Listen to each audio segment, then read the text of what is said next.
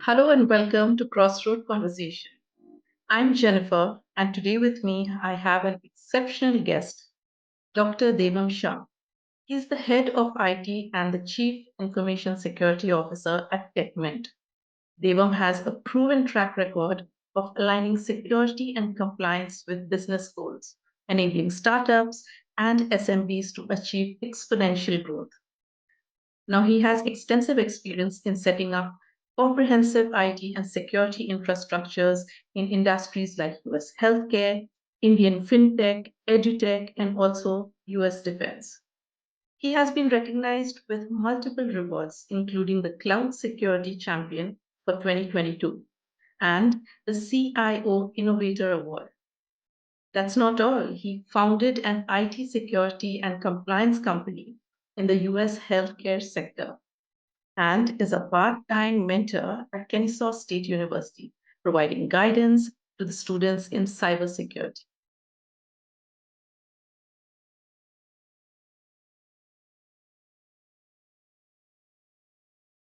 Welcome, Devam.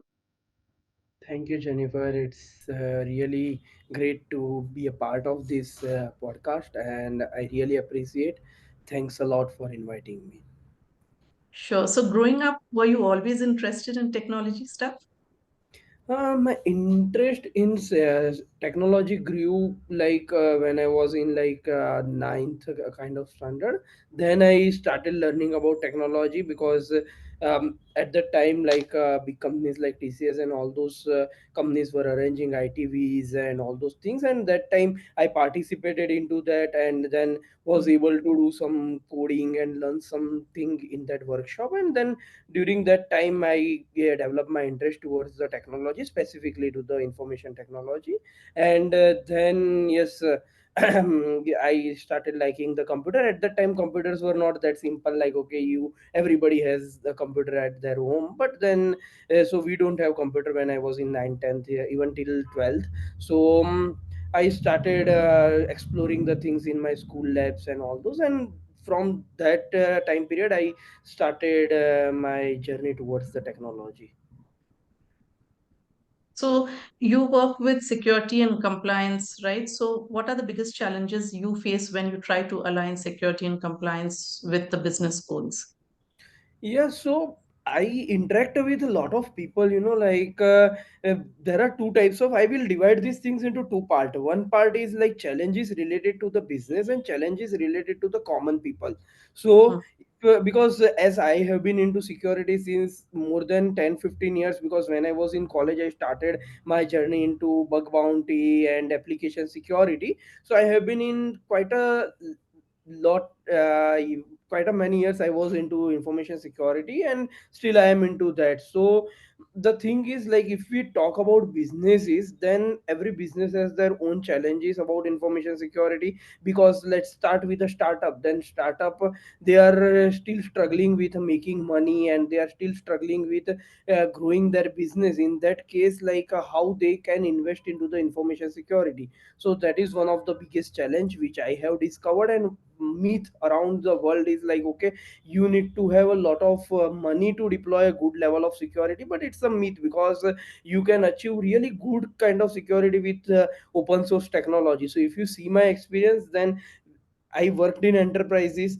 like TCS. When I was in TCS, then I worked with a lot of customers, big customers, and I learned a lot of good processes, good technologies. And then I started implementing the same thing in the startups. So when we see startups or small businesses, there is no specific guideline, because if you search over Google, most of the cases you will find the paid marketing things, like okay, and most of the articles are by the companies which are paying really good amount to their SEO expert, to their marketing experts. There are Hmm. also tools which are open source tool available at free of cost, but definitely they won't spend a single penny on marketing and all those. So these are not very easily accessible to the normal people or normal founder, even they are from the tech background. So they basically, when they search, okay, I want to protect that, they get like list of tools, and whichever company's SEO is better, it will pop up in the first. So maybe even they go to next 10 pages, they won't find out any free tool, because they Mm, are not spending a single rupee on the marketing. But what I learned over 5 6 years is like, okay, the same kind of security can be deployed by using the open source technology, and it's just myth like you need to have a lot of money to implement good amount of security. The same level of security can be deployed at zero cost. So that is mm, one thing I feel like the big gap is there in the understanding of that, in the founders mindset and the community. So that is one thing I want to feel. Then in the business term, now coming to the medium scale organization, so they have like good slightly good amount of money compared to the startups. But then in that case, what happens is like there are a lot of vendors who want to sell their products, and they want to come, and their main goal is to run their business. So then identifying the actual what they need and what they are implementing, that is a very important part. So what I understood by working with medium scale companies, like okay, they have some challenges, but and there are a lot of solutions, and then everybody wants to pitch that, but actually mm, finding out what they need is very important. And then coming to the enterprise level, the complexity is the problem. Like a lot of everything is so complex, like each of the process is so detailed, each of the process is so complex. Like I will give you an example. Like recently, even if you search on news, there is some downtime because of CrowdStrike. One mm, security company is there, and it affected a lot of things. Like it affected a lot of airlines, lot of things. Now imagine a company, like I know people from a company where there are like 1,000 employees. So in 1,000 employees, 30% kind of things were down, so 300 laptops were down. And there were manual processes which you can't automate, because you need to go there and do that. So maybe the 10 IT members go, and then they, in one day they were able to sort that out. But now there were companies, there are companies in, I know people from that those companies, there are like lakhs of machines, and 30 40,000 machines are impacted. All the employees are over the globe, and big chaos was there. Almost 20% of servers were down, and because of that, like lot of things we have seen, like the flights were delayed and all those things were happened. So those are particular events, and that showcase the importance of security in the world, digitized world. So that I see mainly briefly from the business point of view. And from the common person point of view, I will give, okay, I'll give you one good example. Like okay, if something stealing or something happen in your home, then, and you have put all the locks and everything, so you might not afraid to tell the people, okay, something has happened. You may go to the police station and register the complaint. But when the cyber crime happened to a person, then they feel like, okay, what thing has happened to me? They feel like, okay, I am fool, or I am something like that. They are very afraid to go to the government and register the complaint. They are very afraid to talk with the surrounding, like, okay, this kind of things happen to me. So that is a big challenge I find out. Like, okay, because cyber crime can happen with anyone, but people are, rather than helping other people, people are making joke of them, like, okay, you are so foolish, you gave away this. Okay, that kind of things, multiple situations are there, personal things are there, professional things are there. If some things are combined, and at that particular moment something happened, then rather than making joke or telling, judging the person, like how fool the person is, rather than we need to support. Like, okay, this can happen, and now how we can resolve that, rather than just putting the person on more shock. So that is very big challenge I find out in the, with the common people. Also cyber crimes are real.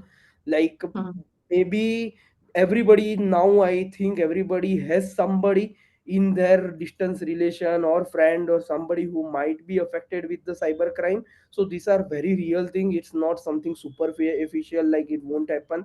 But why it is mm, happening? Because even government is spending so much effort, many organizations are spending so much effort, the awareness is the problem.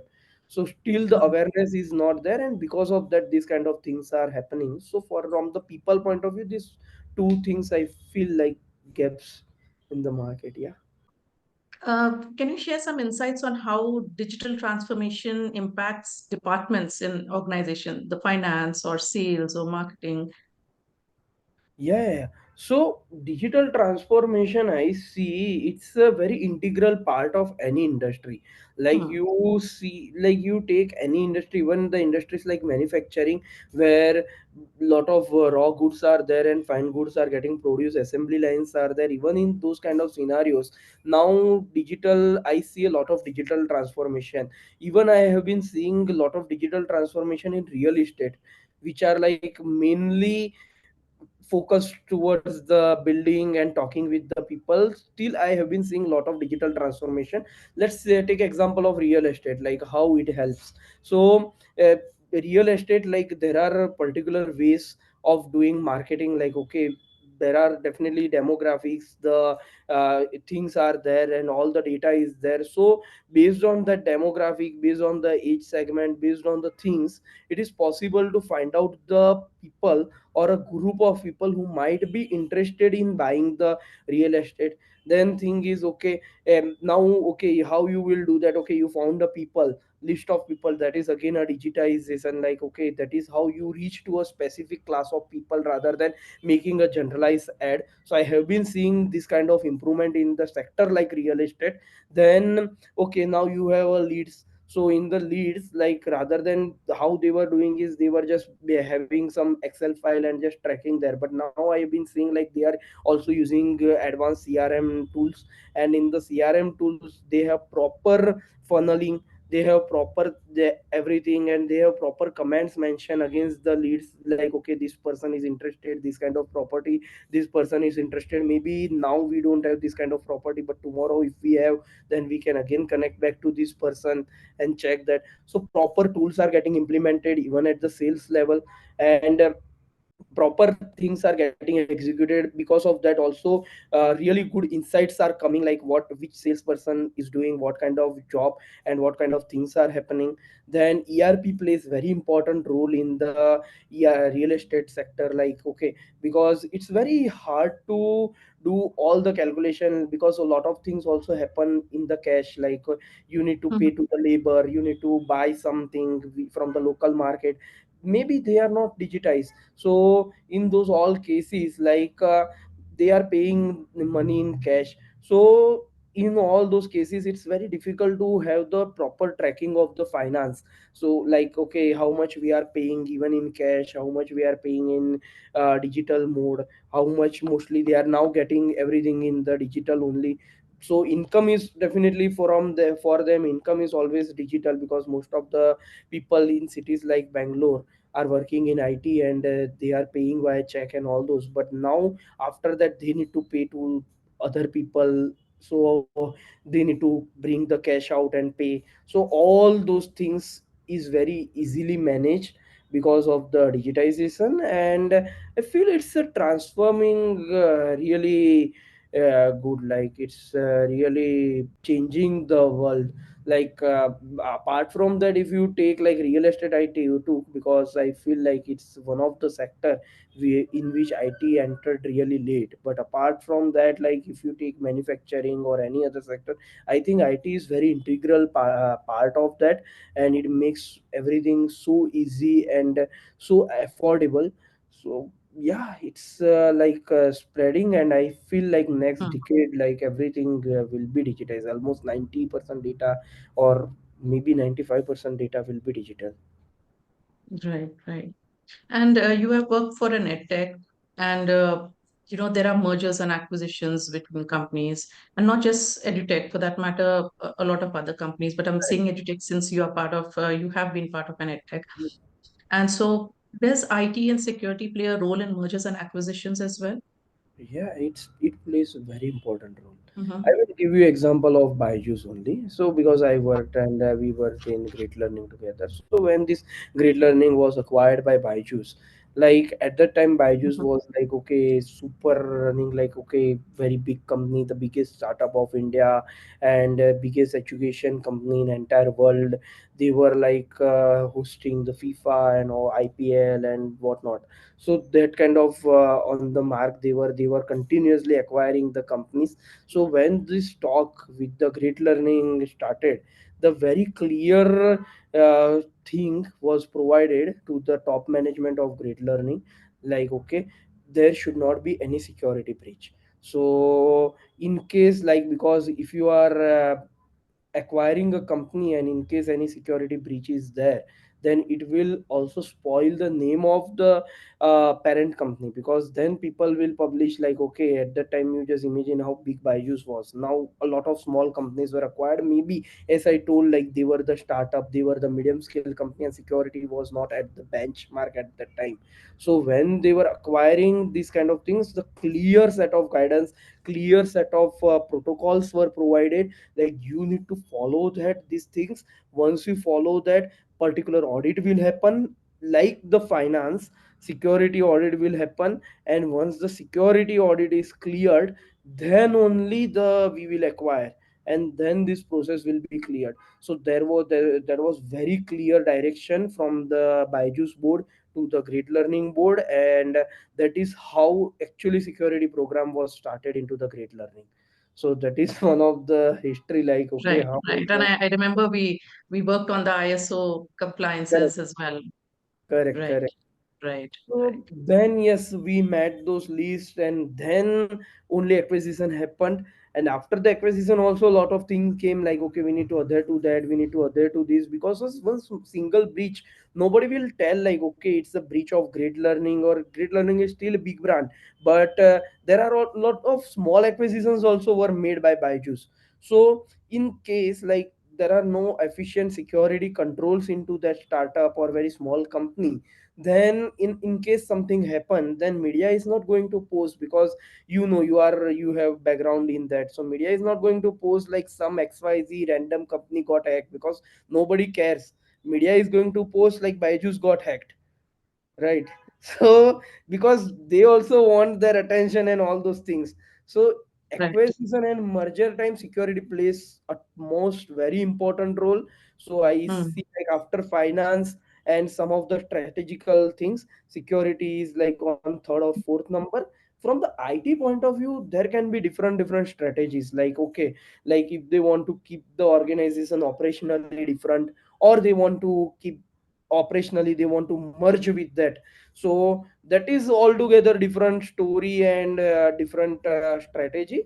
Maybe acquisition and merging time, like, okay, they have few very basic checklists that those are checked, like from the IT point of view. But in it, what I have seen across my end, because I have seen a lot of acquisition, TCS CMS acquisitions I was part of, then lot of other companies TCS acquired. When during my tenure of TCS, I was like part of the governing body. So and during that time, like what I have seen is generally whenever any acquisition happen, initially sometime they keep the IT different.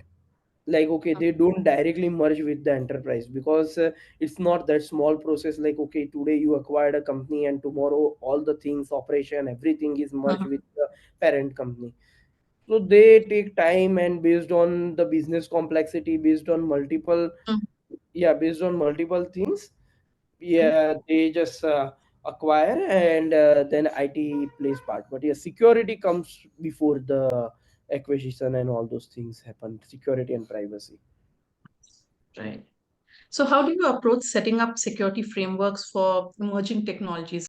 Yeah, so one important thing we need to, so that is what I want to even tell to the students who want to pursue their career into information security or cyber security. So the thing is like, they need to have a really good passion about the technology. So what my three mantras for the freshers who want to continue the career into cybersecurity is, first of all, you need to be really curious about what is happening around the world, okay, from all the point of view, not only technology point of view, but as well as business point of view. Because we also need to understand like which sectors are targeted more attractive for the hackers, and which sectors are less attractive for the hackers. So business also is important to learn, and definitely it's related to technology, so technology you can't omit. So first is really curious about what is happening around you, and you need to understand like, okay, new things are coming, new technologies are coming, and all those. Number two, hardworking. Like it is very much important, the security person should be really hardworking, and they don't care about time. Because in other roles, Like, okay, you might have 9 to 5 jobs or 9 to 6 jobs, including most of the roles, but in the security it's never like that, because generally what I have observed is hacking and all those things happen during the Friday night and then continue over the weekend. So you can't tell like hackers like, okay, you only hack during weekdays. So we need to be on our toes 24 cross 7. Whenever any such incident happen, we need to put everything aside and come to that. And when you can do this kind of hard work, when you have really, you are passionate about the security. If you don't have the passion, then you will just lose the interest, and then feel like, okay, now, okay, I don't want to do what is this kind of role. Might I should be in development, or I should be in some other kind of job where there is fixed timings. This is so unpredictable. So then people will start losing the mind. So these three things are very important for the cyber security. Now coming to the technology part, now any technology comes, name it AI. Okay, like maybe 2 years back when we were in great learning, we were hardly talking about artificial intelligence, but now I think daily we are using AI, for at least LLM, for 3 4 times in a day, or maybe 10 times 20 times in a day. So that is how technology changes. Now whenever any new technologies get introduced, uh, definitely it will be over the internet, and that is the future overall broad highway. So any new technology, any new innovations are coming, most of the innovations will be related to the digitization. Even so it is in healthcare, something new things are becoming, still it will have some connection towards the digitization, something will be there. So whenever this digitization comes, the data will flow, and data will flow, security comes into the picture, because you are telling something to the artificial intelligence. Now what happens to that data, what kind of things can be done with the AI? Like deepfake is one thing which is happening. Then many scams are happening based on AI. Like it is possible to replicate the same kind of voice that I have and then call somebody in my family. These kind of things are also possible. So many things will emerge with the new technology. So until you understand the new technology, it is not possible to deploy the control for that technology. So it is for the cybersecurity professionals, it is mandatory to understand all the latest technology, name it AI or the IoT or industry 5.0. You need to have very sound understanding of those things. If you go for a legal point of view, then DPDPA is coming. Then if you want to do business in international market, lot of other security related compliances are there. So also you need to be very curious about legal, from the legal point of view, like what kind of frameworks are there, what are the security and privacy requirement of that country. Because if you are going and doing business without following the legal things, then definitely a huge fine will be there, they will ban you. So you need to understand these all things. And then business also, like what kind of trends are happening, like fintech. Okay, now have you imagined like 7 8 years back, like this kind of transactions were even possible, like you just scan and pay with your UPI? Now it is possible, it is the reality of the life. We are paying with UPI in India. So it's so quick, but just imagine what kind of stack will be there behind this entire technology. And it's actually money related transaction. Okay, so it can go to one place to other place. You need to deploy the security. How you will deploy the security if you don't understand the technology? So yes, it is very important to understand technology. It is very important to understand the business, because also it is saying like, okay, you can deploy security of $1 million, but business is only itself $1,000, then what you will do? So you need to align the risk versus reward. Like, okay, if the business is $1 million, then what is the appropriate controls, what is the risk, how I will control the risk. So that is understanding business, understanding the legal. So I think yes, you are in security, you need to understand not only technology but all the trends. You need to follow them, and then based on that you need to derive the strategy. So for each of the company, strategy will be different. Like, okay, the strategy which I implemented in great learning, that is different than my current organization, even though both are in education sports, but totally different. Totally different. Like whatever I have implemented in Meditech, it's also totally different.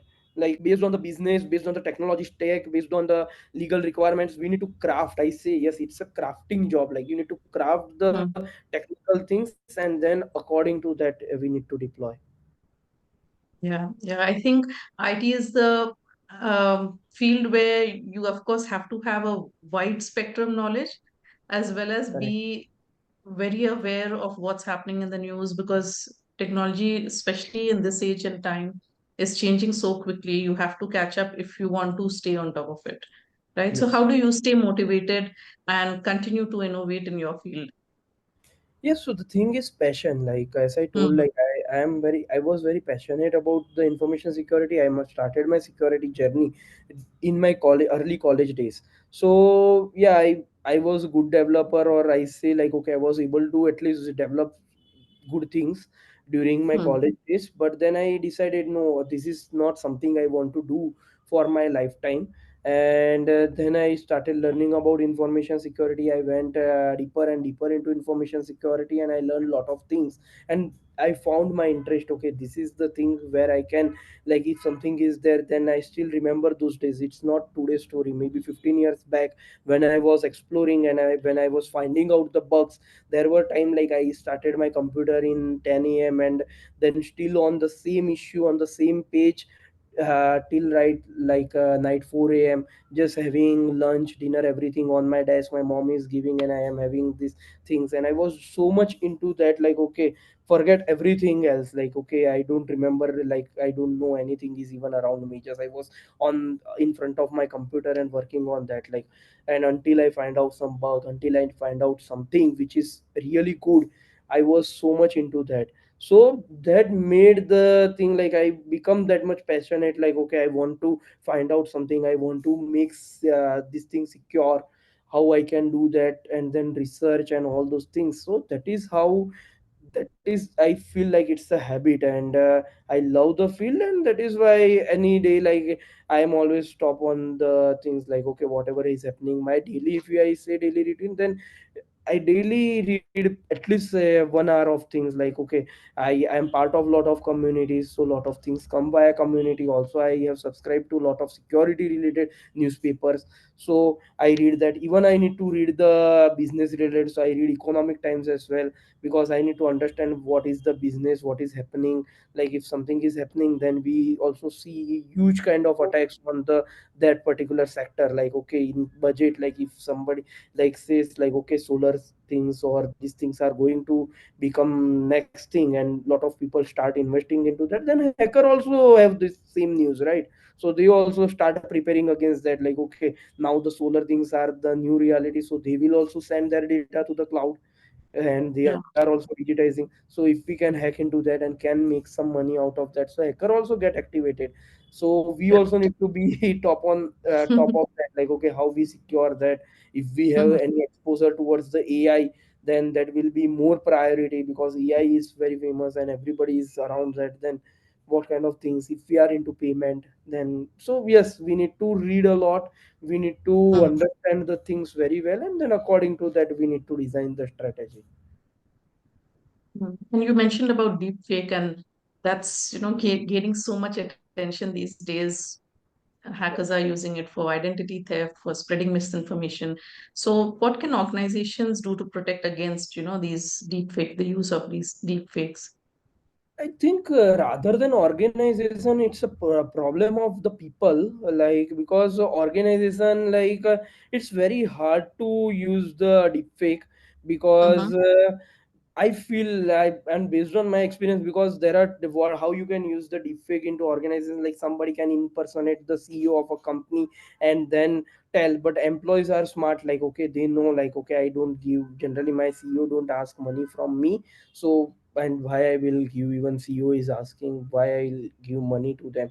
So I feel like this kind of technologies, rather than having huge impact on the enterprises, deepfake, at least we are talking about deepfake, a lot of AI other things are there which has major impact on AI in enterprises than Mm-hmm. common people. But deepfake is more related to the common people, where it is possible to impersonate somebody and use the emotional things to blackmail, or we say like create a digital prison, like where they create such an environment, like in that 15, 20, 30 minutes of environment where they put you in a lot of stress. And when you are in that kind of stress and using all the emotional things via these all technologies and everything, like you will be emotionally breaking down because we are more connected to our personal thing, and then they will misuse that to take the advantages of that. So yeah, deepfake, like the thing is like, okay, I will give you one example of scam, like okay, that is because a lot of people approach me for different kind of scams, so I know a lot of scams which are happening.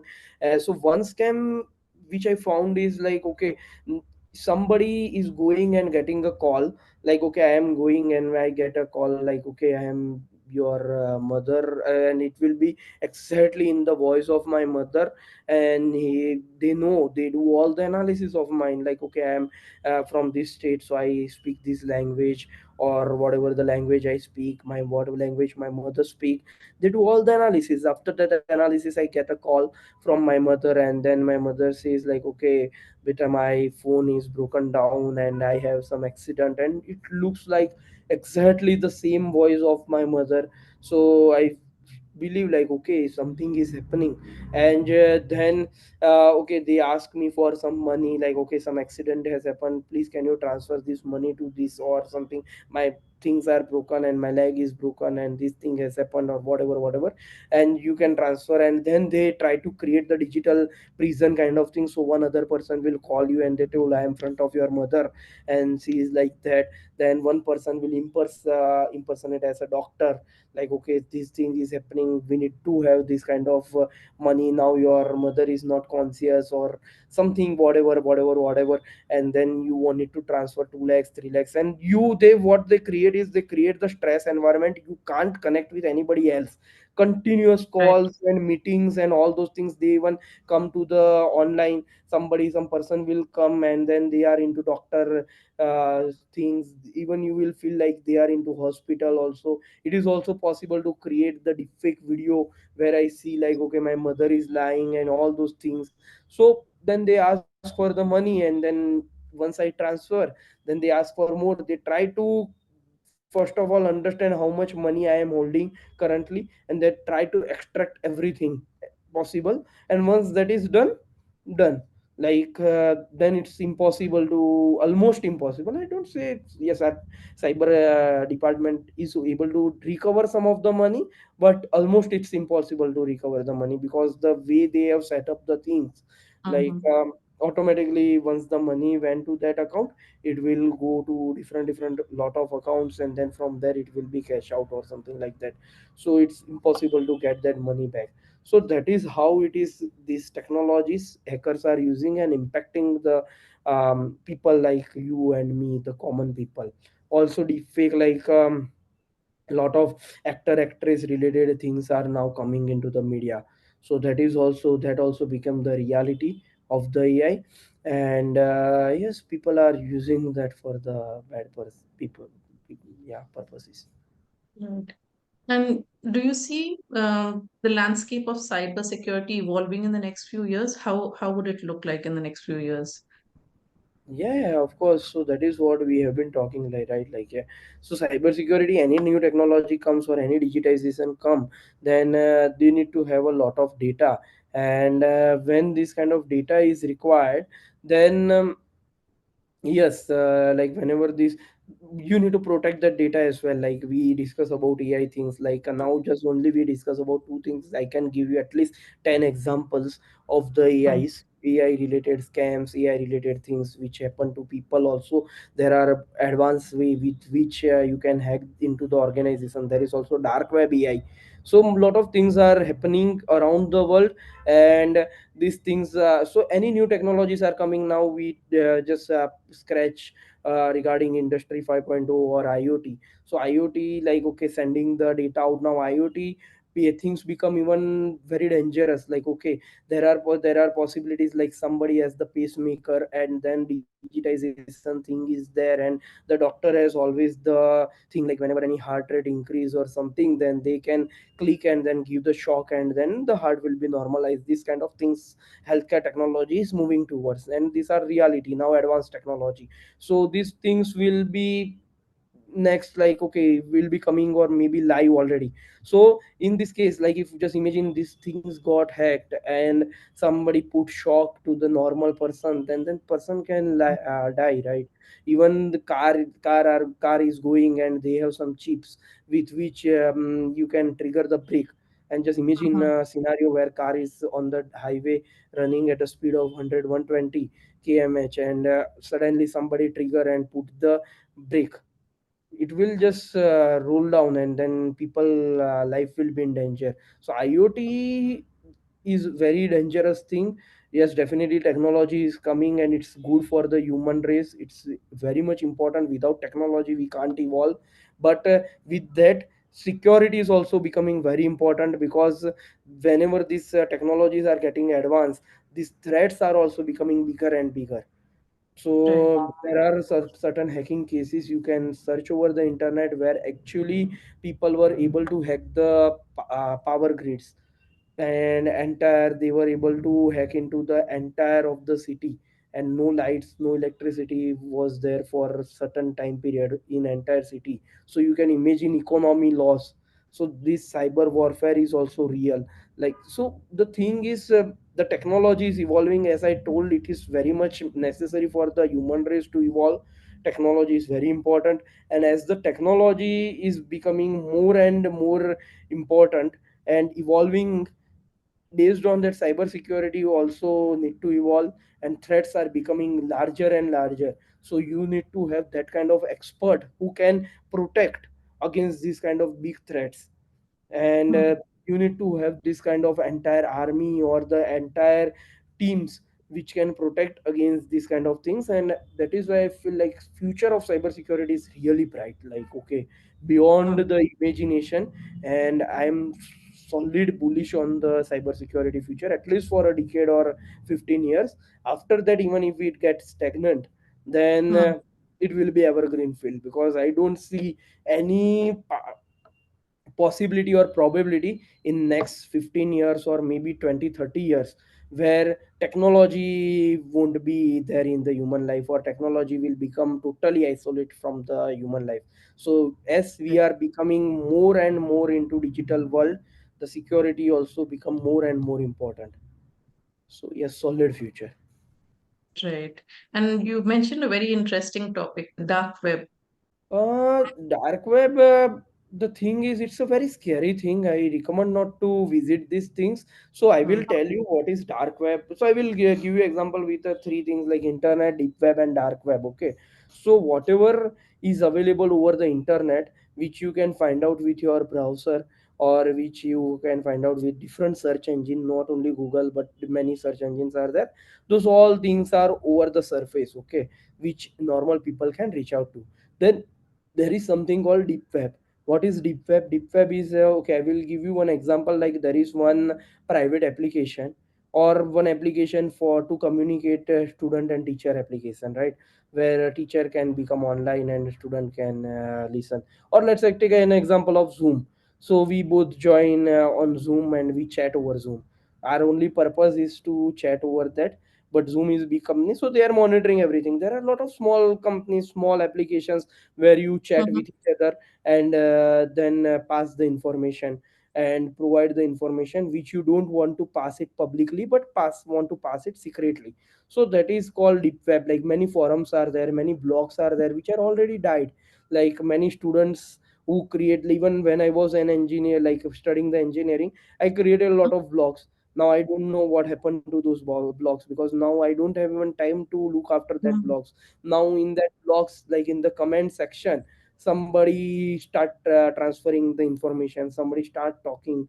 So this kind of information which is not accessible via search engine, but you need to go to the particular URL and then find out, those all things called the deep web. Also, it is not only negative meaning, but also from the companies also use that for the privacy point of view. Like, okay, two employees want to communicate, they can also have internal applications. So those all things which are like available over the internet, but not properly SEO, not marketing things are done, because no use of that, there is no business relevance to that, and those things you can use. So those, that is called deep web. Now the things come, that is called dark web. So what I generally say is like, okay, whatever you see over the internet, that is maybe 4-5% of the content overall. So Hmm. it is tip of the iceberg kind of thing, like where Hmm. 5% content is there. Then many things is the deep web, which is privately passed, maybe for the positive or negative, both kind of things. But lot of things are under deep web and not is accessible via search engine. You need to go to particular URL, particular thing. Only if you know, then you can access that, else it's very highly unlikely you can go there. Then there is something called dark web. So dark web is like thing which is not even over the www dot internet. Hmm. So it is something called, we call it dot onion sites. So the URLs are like such a big URLs which are very hard to remember, and you can't remember. It's random password, kind of random password, or very big complex key kind of URL dot onion. Those URLs are also dynamic, and they Hmm. keep changing. So there are particular ways to access the dark web, and mostly dark webs are used by the hackers or the pro hackers, like who are not the script kiddie or the person who are just exploring net and trying to hack. They are general dark Hmm. web is used by the hackers. One. Second is criminals, like they want to commit the crime, want to sell some illegal stuff, all those things. And then third is like very psychologically damaged people, I say, like, because that is a place where actual horror stories or the things happen, which even impossible to imagine for a normal people. Like there is something called red room. Okay, so red room is like, okay, where the people, it's so scary, like there are places where psycho people are there, they kidnap somebody and then have the live show of murder. So these kind of Hmm. scary things also happen over the dark web, and it's definitely not advisable to visit such places, because if you don't know technology, if you don't know the security, then there is no need to visit this kind of place. Why people like me need to visit, or why people like security team need to visit that, to understand like if there is any chatter around the my company, like any data is going to be leaked, or any hackers are communicating with each other, like, okay, I am going to attack on Byju's, or I am going to attack on Great Learning, or I am going to attack on Teachment. So that is the reason we need to go to dark web. But again, dark web, the same concept is there. There is one surface where there are hackers who chat about the hacking, they chat about the digitized attack and all those things. Then Hmm. beyond that, if you go, then definitely you will start getting the psychological impact, like, okay, the illegal things are there. Then even beyond that, if you go, then as I told, a lot of illegal things also happen, and these mad people, crazy people pay for that, like in Bitcoin and all those, like they want to see these kind of things. So Hmm. yeah. So yeah, that Yeah. is kind of brief about dark web. If you want to know or something more, then I can explain. Hmm. Right. So authorities, of course, they would repeatedly try and shut down these dark webs. Um, I want to know, how are they so resilient? The dark web, how is it resilient? How do they operate? Or why is it still operational even though we have so many shutdowns happening from time to time? Yeah, it's like if I simply tell, like, okay, gangsters are there, the Hmm. uh, goons are there, bad peoples are there. Government is definitely behind them and try to want to catch them, but still they are there. So the same kind of things also happen here. So government is definitely trying best, but as I told, the URLs are so complex and it's dynamically changeable. Okay, so the thing is like, okay, the URLs automatically today, if you are seeing this Zoom link, right, like after Zoom link there is some random characters are there. If you see our link, then after that there are some random characters, random words, and all those things are there. Can you remember that? No, right? And these kind of big URLs are there when dot onion is there. Now for 24 hours this URL is there, after 24 hours some another URL will come. So it's very difficult for government to track these kind of things, although there are very efficient technologies which is called entry node and exit node. By entry and exit node they can catch some of these things, but yes, these kind of URLs are there which are hard to. Now even you know the URL, so I told even the dark web, the same concept of internet is there. Like there is a surface, okay, so in the surface hacking forums are there where the chatting and all those things happen. Now you go and there are webs, search engines are also there for dark webs which give you some result of the dark web. So dark web you consider exactly similar as the internet, but totally dark side of the internet and illegal things. So you can also search the things via search engine there, and then you can do. But there are forums, there are things which are only known to those particular community and which is not at all even indexed on the dark web search engine. So they are properly private. Now even if you reach there by doing something, so what I have seen in multiple pages is you find out some very random encrypted message, and then you need to decrypt it.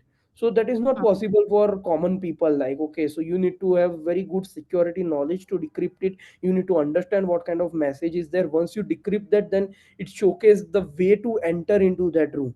So once you decrypt, then in English it comes, okay, you need to do this, do this, do this. Once you do that, pay that, then only you can enter that. Also you need to pay in advance. Now yes, definitely government has people like security experts are there, they can also do till that level. But after certain levels there is only reference based things, like, okay, one person entered there and then he knows, okay, there is also one a crazy person like me or some a robber. Like let's take example of Rob entered into that area where red rooms are there, where this all the bad things which is like not even good to even think about, those kind of things are happening. So once he entered, and then he knows like, okay, physically I know this person, and he's also like me. So Rob thinks, okay, Bob is also like that, and then he invites the Bob, and then only with the reference these things happen. So it's like very complex, and that is the reason, like even government is behind them, all the governments are behind them, still it's like I feel it's impossible. Mm. Right, right. Yeah. And you keep yourself apprised with all kinds of organizations and news that is there. I'm not sure if you're aware of it, but just wanted to know, are the authorities, specifically Indian authorities, um, doing something to keep themselves upskilled with regard to managing this dark web? Because it is very tricky, dark web. So, are the Indian authorities doing something to upskill themselves or to make sure they are on par with those hackers and dark web criminals? So for the India, I feel major problem is the surface level cheating. Even so, mostly dark web, FBI, US government is behind, Israel is behind, India is Mhm. also contributing. There are few people I know which I can't name, but yes, they are behind these things. They are really good in the cybersecurity and they are doing that. But for the majority of the Indian forces, which contributes to the Indian police, Indian secret agencies, those things, the main part is to solve the scratch level problem rather than going into deep web and solve that. Mhm. Their main problem is like now solving the hackers. So I don't believe even the cyber criminals which are doing this kind of things like scamming and all those, even there, yes, mastermind is definitely aware about dark web and they are operating from the dark web, the mastermind. But the people who are like scammers and they are actually working and executing the ground level jobs, they are not even aware about what is dark web and all those things. So if I, as per my connections and as per my working with the government, their major task is to how to solve the cyber crime which is happening. Like the count is huge, the reported numbers are so huge, even police are not reporting that, because they are Mhm. also afraid. Like it's, if you take a major city like Bangalore or even a Mumbai, so even for this, only for a city, the crimes, cyber crimes amount is more than billion. So that is the real figure, but they can't report it over the media or report it. So mm, these kind of scams are happening, and I think and I know that as of now they are focusing only on the how they can solve that, how they can reduce that, and they are really working hard for that. They are collaborating with lot of people, they are doing lot of things, and they are working towards that. But as of now their main role is like main job or main focus is into these rather than focusing over dark web, like okay how to how to safeguard our own citizens and how to recover the money. Because I will give you one example like what is actually happening, like we mentioned about the scam. Now you might have question how why we can't recover the money of that scam. So what is happening is like very general example, there are multiple methodologies, I will tell you one methodology. So what happens is mm, like one person who is now the digital prison and all those things we discuss. Now after that they have taken example like 25 lakhs from one person called Pal.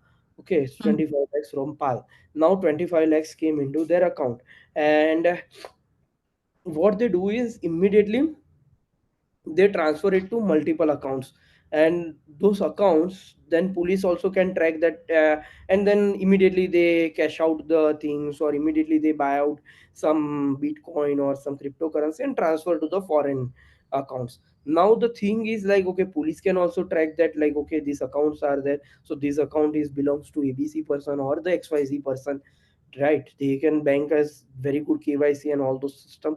When they track, I actually went and understood that there are most of the cases they land up in some remote area of UP, Bihar, or some of the states, eastern states, very remote area, and there this accounts belongs to some uh, person who is 95-year old, 80 years old, 70 years mm, old.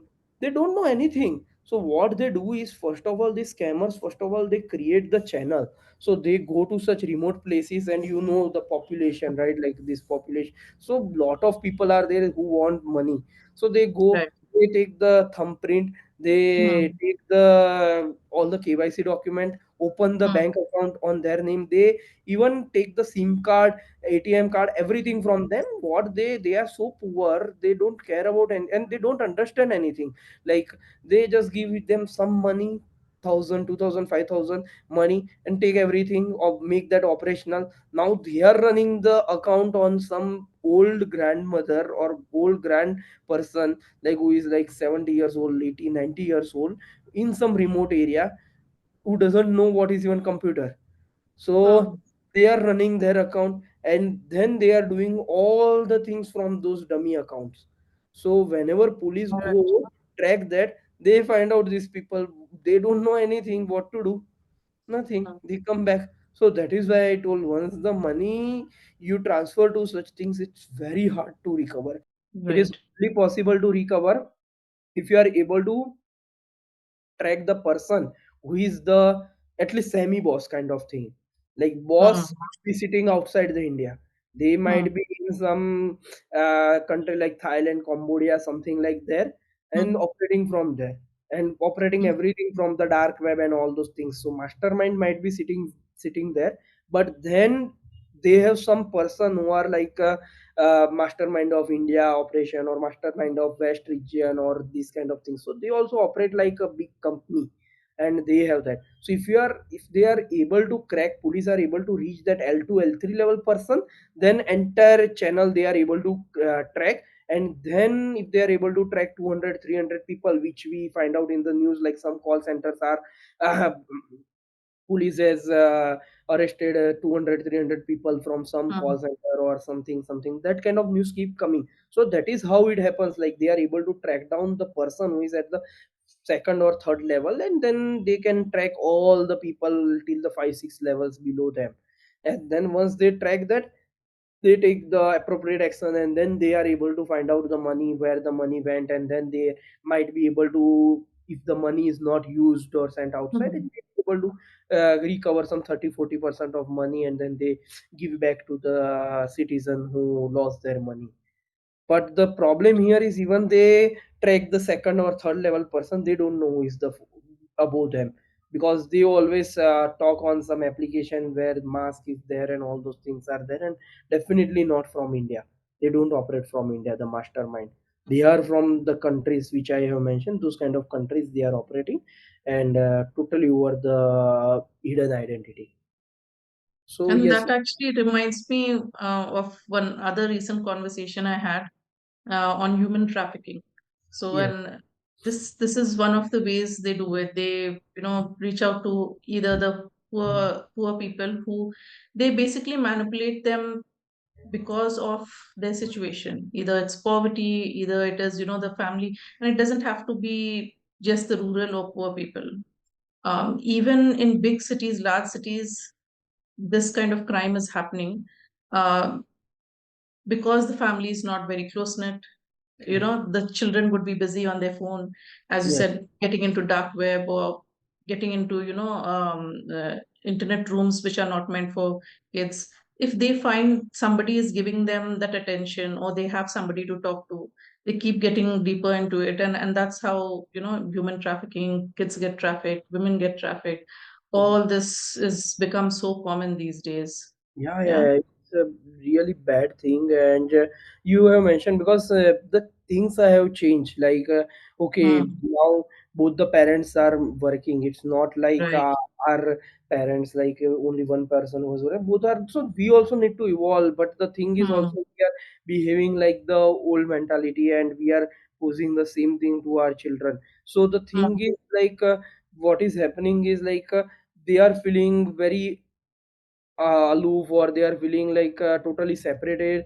And Hmm. then also we are also, after even coming from job, we are also into our mobiles, we don't spend time, so they also want to speak with somebody. So these Right. people who they impersonate as a kids. And I have actually witnessed this kind of things, like games are there. So in the games where they create a, initially in the game, like strategical games are there, or many games are there, so they chat with each other. Now there is also chatting, so like we don't know each other. And yeah, we created one team, and we started working, or we started collaborating, and in a team we did something good in the game. So then we become a friend, but not the Hmm. real friend, we don't know who we are. But then the person impersonate like he's just only 15 years old or 14 years old. This person sitting this side is actually a child, 14, Hmm. 15 years old, and to mingle with the child, they pretend like, okay, I'm just 14, 15 years old. They get close, they get into chat. Just Hmm. imagine, still they don't know each other, but child is child, Right. doesn't understand the things. But this Mhm. person is very mature person who actually manipulating the person, and saying like, no, I am your friend, and talking like a child. And then eventually ask somewhere to come, and then this kind of crime and all those things happen. Blue whale game was also one of the example, like, okay, now it's Mhm. really broken down, and a lot of government efforts were put. But yes, the game was there, in the task were given in a manner. After one level, like 40, 50 level, the child Mhm. commits suicide. So that kind of, that is what I told, on the dark web those kind of Mhm. mentally ill people are there, and they want to do these kind of things, record the video, and then with the entire record video they put it there. And there are also other audiences which are mentally ill, and they want to see. Mhm. These kind of things are very real. And I feel it's a high time to introduce cybersecurity into the education. And it is very much important, like when the children, we give some mobile or internet access to a child, then we also teach them like what is the safety, what is your digital identity, what is the physical identity. Right. Cyberbullying is also very dangerous, like they are getting mentally affected if somebody comments wrong on their Right. photo and all those. We adult, we don't care, like, okay, because we Mhm. have matured. But they are getting really affected, like, okay, this, Right. why this person has commented these, and those all things becoming very psychologically impactful for the children. So I feel it's, I don't know why till now it's not part of the Indian education. But yes, it Mhm. should be part of the Indian education, where you should teach them what is cyber safety, what is cyber security. We need to train them, we need to teach them, okay, your digital identity is different, your physical identity is different, how to Mhm. communicate with the parents, whom to trust, whom not to trust. A lot of angles are there. So I feel it is really important and necessary for all the schools to think about that. If not part of the curriculum, at least they invite the people, and then who can come and talk on these kind of things and save the future of the children. Days back, met one person who is very much into security, and Mhm, he is also into security. I will give you mhm, one very. I also just listened that scam first time, and mhm, they are actually creating some documentary onto that. So they are covering, they are talking with the scammer, they are talking with the victims, they are talking with the police, they are talking with the security experts like me, and they are creating one documentary over that, like what actually happens. So one interesting scam I found, like what happened. So there is one person, and it's the real scenario, okay, real scenario. So there is one young person who is scammer and victim, okay, so victim plus scammer. mhm, So what happened to that person is that person got a message from some HR agency. Also we get a lot of HR agencies things. So that person got, and then that person pay some 500 rupees, 1000 rupees, they also give back. And that is very common, I think. Now many of the people know. If they don't know, then there is one scam is going on in WhatsApp, like you get the part-time job opportunity, you need to mhm. like something and you need to subscribe. Yeah. Initially they will pay you 200, 300 rupees, and then they will ask you to put some money, and then Mhm, eventually you will lose. And they have created so many bots, they create a group of people, and then you need to put the money and all those things you need to do. And then eventually, initially they gain your trust by giving you 10,000 kind of money, and mhm, then 5,000, 10,000 kind of money, and after that they will start taking the money, and then that will go till lakhs, 10 lakhs, 20 lakhs. I have met a lot of people who lost their 10 mhm, lakhs, 15 lakhs kind of things. So that is one part. So that is, if you are not aware, then please research on that WhatsApp scam and the part-time job scam. But here the scenario was different, like okay, that person got the money and all those things, but then he's like, he actually lost the job, and he has a family, and he's very from poor background. Okay, so then they told him like, okay, we have international company, give all the documents, and they told like, okay, we are operating from the Thailand, let's move to the Thailand. So then they asked for 2.5 lakhs rupees. That person gathered those 2.5 lakhs rupees somehow, and he gave it. Now you might imagine like, okay, they went away and vanished, but no, that was not the case. Like here they actually came and to give the flight ticket, and that person went to Thailand, and they mhm, invited such 50 people. They all went to the Thailand. Okay, so mhm, 50 people from different areas they have invited, and what they offered is like the 3,000 USD job. So this is a real case, like that person actually talked with the person. We recorded videos are there, documentary is going to happen, release, and real case. So that person went to the Thailand. They initially had 2 days kind of full alcohol and party and all those things, so they felt like, okay, this is the real company. They showcased the company office and all those things. They met the HR who was talking with them. Everything like exactly looks like a MNC setup, and they are invited to the Thailand. Everything was there. Then they told, okay, we need to go to the this location, our second office, and from there you need to work. So they took all the passports and all those things, and they told like, okay, you need to go. Then they, and all the almost 100, 200 people were there. They they went via waterway, go to the Cambodia. So they go to the Cambodia. In the Cambodia, they put those all the people into one big go down kind of thing, and mhm, then they gave a task to scam the other people. So they mhm, told like, okay, you need to scam, and then it's like a corporate, and you need to work like 12 hours a day, and just you mhm, will get 1.5 hour of break. If you need to continuously call, you need to, everything will be recorded, and there were people who were listening to that.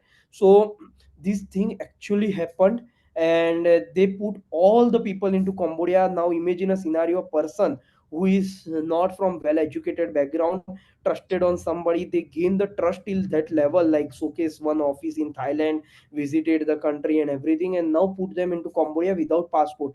Now they don't have passport or anything. Okay, so they put the entire 200, and there were minimum 500 people there.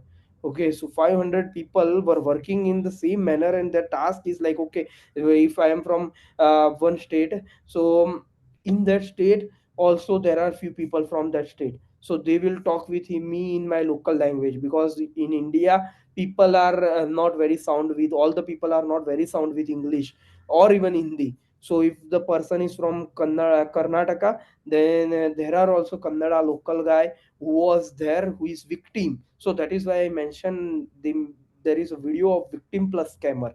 So his duty is to Mm, scam the person, understand, win the trust of that person, and take the money out of that. So the scam which I mentioned, right, like the WhatsApp scam where all the bots are there, and then you need to pay, and initially they will give back, and this kind of, so these person are not from here, they are putting them into this kind of location, and they don't have any choice, they need to work. If they don't work, they don't give the money, they have some cut, like if they don't work for 1 hour, they will cut $300, $400 kind of thing. Eventually monthly basis they might get some money, or even they don't get money. The only food will be given to them, and lot of pressure and all those things, literally they are like a slave.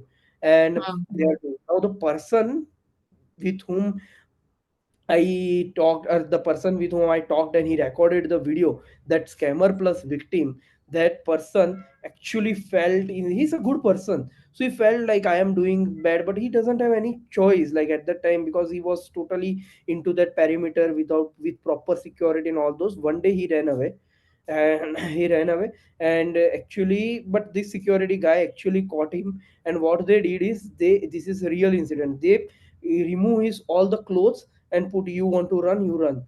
Now he is naked on the some street, unknown, in the totally in unknown country, doesn't know what to speak, what language to speak. He know some tuta futa English, but there people don't understand English, and he put them. Then next day they again went, and then told, you want to run, and now you are, you have courage. He was so broken down mentally and physically, so much torture, and then put him back, and then gave him double target, you need to achieve that, or we won't give you food.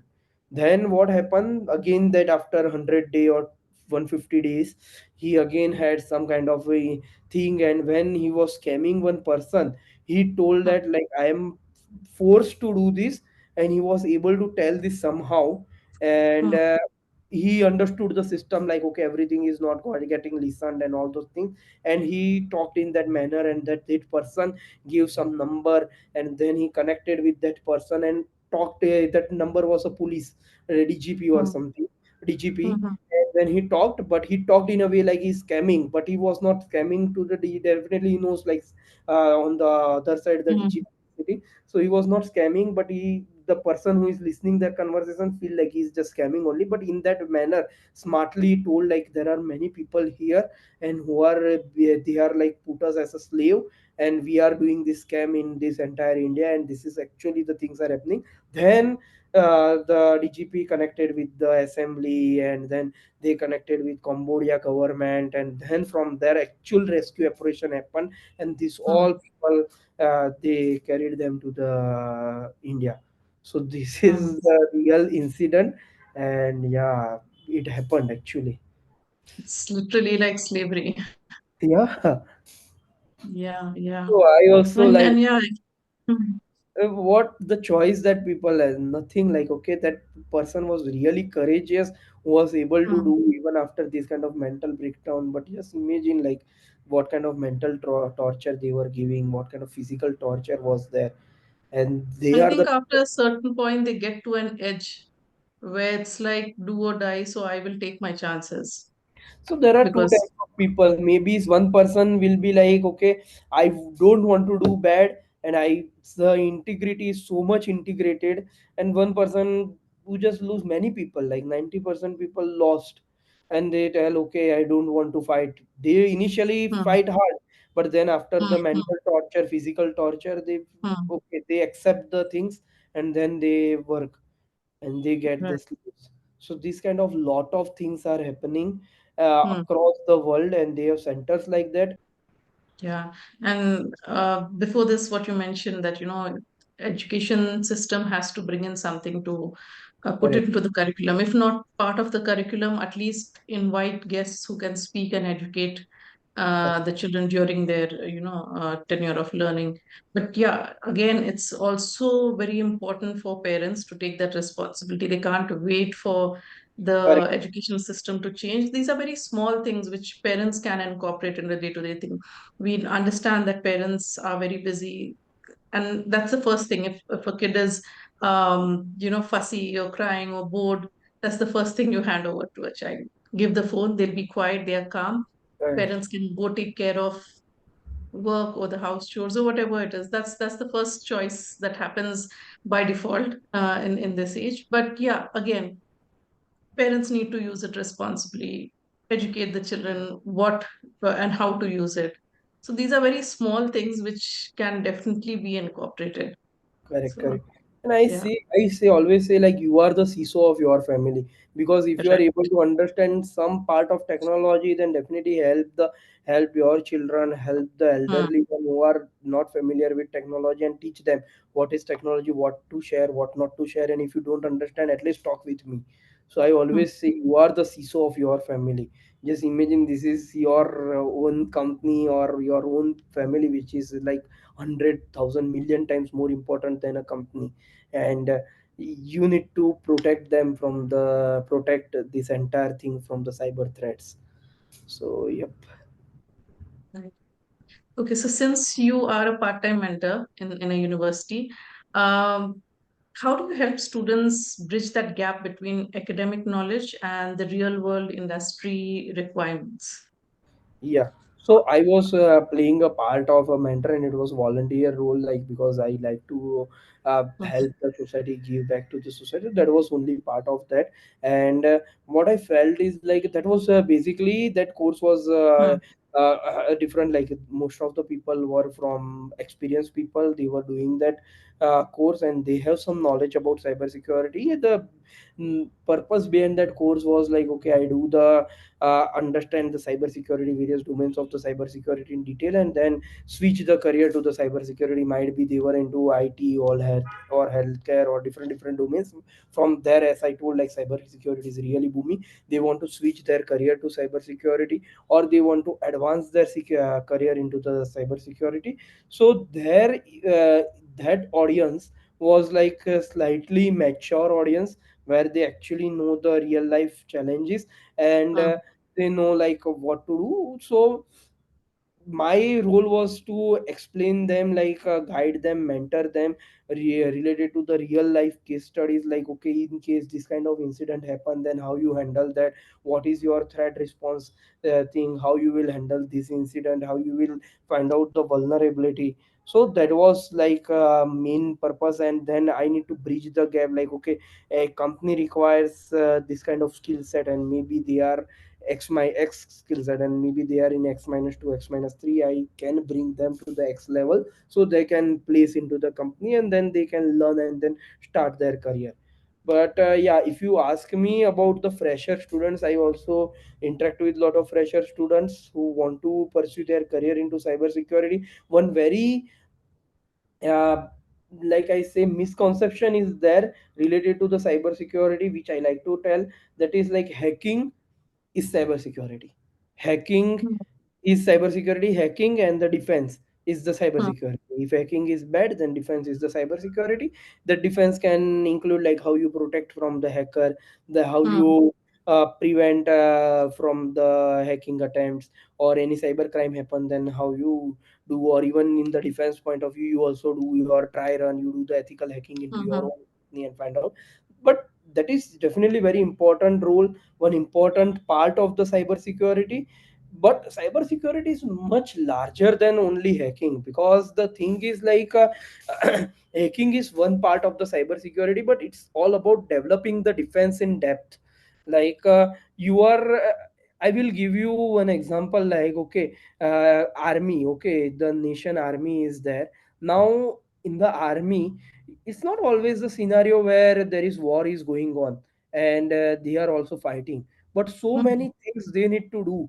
And you just imagine all the levels, like from the general level to the brigadier level. So all the levels you imagine, uh, multiple levels are there, and wars, whenever war happen, we should be in the state where we can fight. So what is the role of army? Then role of army is, yes, that is very important part. Like if something happen, then yes, definitely we need to protect the Mm, country.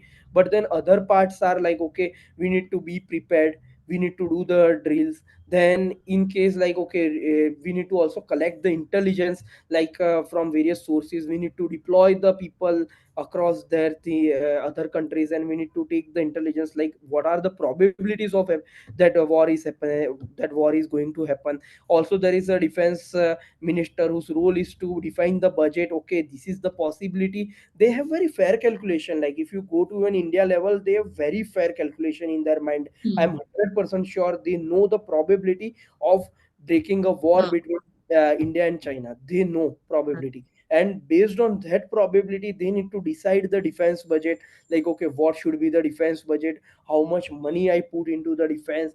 And because also they need to grow the economy and many other things. So based on that probability, they know like, okay, this is the money now I need to put into the defense. Why defense budget is getting increased? Because they know some probability, they know something. That is the reason, like, okay, they are increasing, the Indian government is increasing the defense budget. So they have that intelligence things collecting. They need to protect, like, okay, monitor regularly the boundary. Not only war can happen, but some terrorist can also come into the nation. So that also they need to protect. So mm, also they need to see like some internal citizen also don't damage the country. Okay, that is also part of the defense. Like, okay, because mm, yeah, internal matter is okay, but yeah, some internal person damage the country, that is also part of the defense function. Then create the policies, and all the functions should operate in a particular manner because it's so complex. So that is maybe the highest level person role. Like, okay, this kind of policy, this kind of structure should be there.